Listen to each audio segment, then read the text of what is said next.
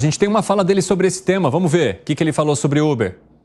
E se a Uber sair do Brasil? Falei, primeiro que a Uber não vai sair do Brasil, que é o primeiro, número um da Uber é o Brasil, do seu mercado. Segundo, agora, se caso queira sair, o problema é só da Uber, porque outros concorrentes ocuparão esse espaço, como é no mercado. E aí, vocês entendem que se a Uber sair do Brasil, o problema é só da Uber? Esse pessoal não tem noção de realidade. Nada. Por quê? Coisa impressionante. Primeiro que é o problema de milhares de brasileiros que ficarão desempregados. Esse já é um primeiro problema. Segundo problema... Mas aí não teriam outras plataformas para empregar? Dado toda a insegurança, essas outras plataformas falam, eu vou querer entrar nesse negócio roubado, ninguém vai querer entrar.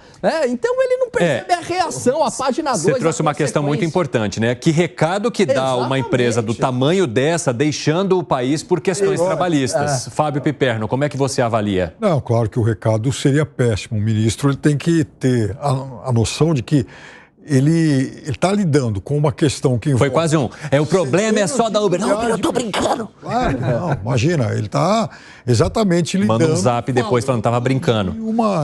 De uma plataforma de abrangência mundial, né? E não é uma operação tão simples assim, eu vou embora e centenas de milhares de pessoas que trabalham com essa plataforma vão ter que se virar, não é assim. Aliás, muita gente que ficou desempregada encontrou nesse tipo de trabalho uma forma de construir uma renda ali ao longo do mês. Não, é só no Brasil que você tem um ministro do trabalho que não se preocupa com o trabalhador. 1.600.000 pessoas trabalham com Uber, ele não está preocupado com esse 1.600.000. É um negócio inacreditável. O ministro Marinho já chamou o ministro do desemprego, então... E ninguém está obrigando você a trabalhar na Uber. Aliás, a Uber ou outra plataforma, simplesmente ela conecta. Sim. Quem tem lá o carro, exatamente, a demanda e oferta. Conectou. E aí a pessoa fala, graças a Deus que eu tenho essa possibilidade de ter uma renda até eu conseguir um outro trabalho. Agora, uma outra questão que me chama a atenção é o fato de se gerar o debate em cima de boa parte dos trabalhadores que não querem algum tipo de registro em relação à Uber. Exatamente porque entendem nela uma atividade que ele toca em conjunto com outro trabalho, mas mais do que isso, que o mantém livre também para atuar em outras questões. Gustavo Segré. Aí você tocou num ponto muito interessante, porque o ministro Toffoli deu uma canetada e a empresa que teoricamente seria beneficiada falou, não, peraí, não quero isso. Agora a justiça determina pagamento de multa e colocação como CLT dos motoristas de Uber e eles mesmos dizem, não, peraí, não precisa. Por quê? Porque nesse caso em particular, do Uber, a pessoa tem liberdade, não tem chefe, determina seu horário de trabalho, determina sua forma de trabalhar e eu sempre cito a seguinte questão. Quando estava um mercado regulado, ir para Guarulhos, da região da Paulista, saía R$120. Estamos falando de 6 anos atrás, antes que aparecesse Uber, 6, 7 anos atrás. Naquele momento, inclusive, quando um tomava um táxi daqui para lá, era cobrada a volta, porque não podia carregar ninguém por uma questão de regulamento, que era um município diferente para voltar. E era caríssimo.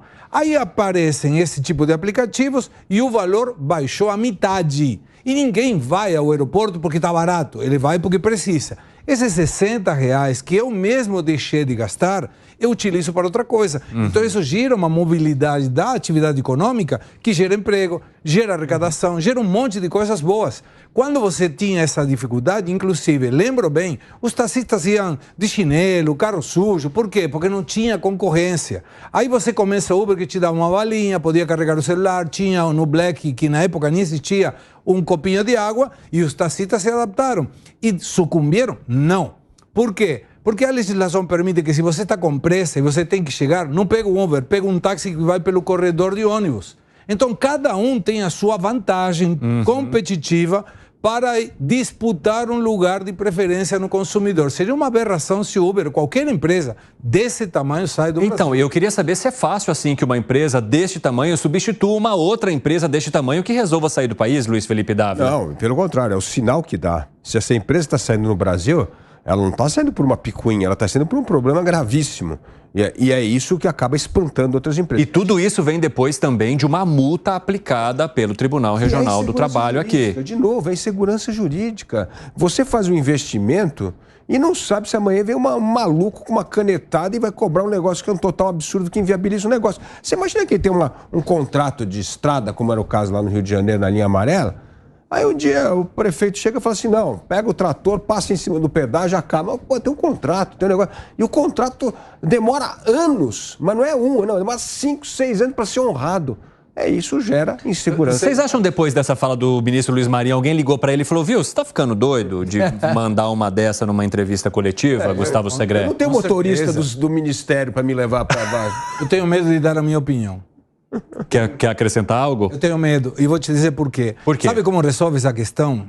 Um ministro dessa forma, vamos criar o Brasil, uma nova empresa do Estado, para colocar todos os motoristas da Uber dentro da composição do Estado e nós vamos pagar a conta. Fiquem tranquilos.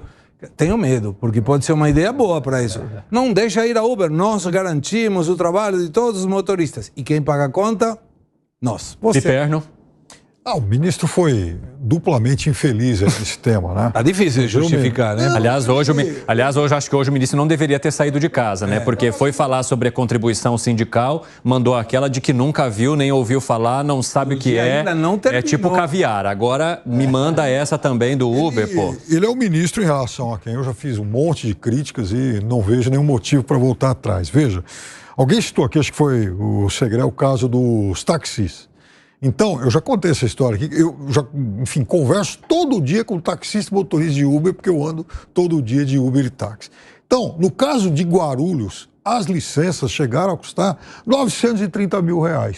Quase R$1 milhão, uma licença para você operar um táxi dentro do aeroporto de Guarulhos. Ou seja, custava muitas vezes mais o próprio preço do automóvel. Claro. E agora o preço desabou. Você compra aí por uma fração disso aí, por 15, 20, 30 mil reais. Por quê? Porque agora tem concorrência de aplicativo. Desregulou. Então, bem-vindo ao capitalismo. Eu tenho que concordar com Fábio Mises Piperno. Não. Perfeito, Fábio Mises Piperno. Você sabe com quem que você deveria concordar? Fábio Mises Piperno. Você deveria concordar, principalmente com um sujeito que está no governo hoje, chamado Fernando Haddad, que quando foi prefeito de São Paulo, foi quem, aliás, brigou muito com o sindicato dos taxistas que tentava barrar a entrada do Uber.